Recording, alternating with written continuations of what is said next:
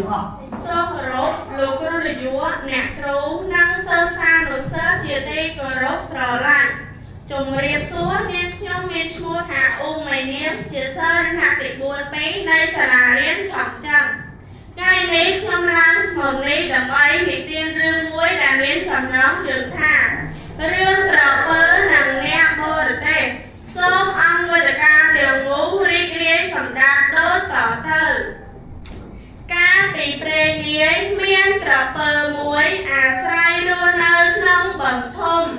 នោះដល់រដូវប្រាំងទឹកបឹងនោះក៏រីងស្ងួតអស់ក្រពើ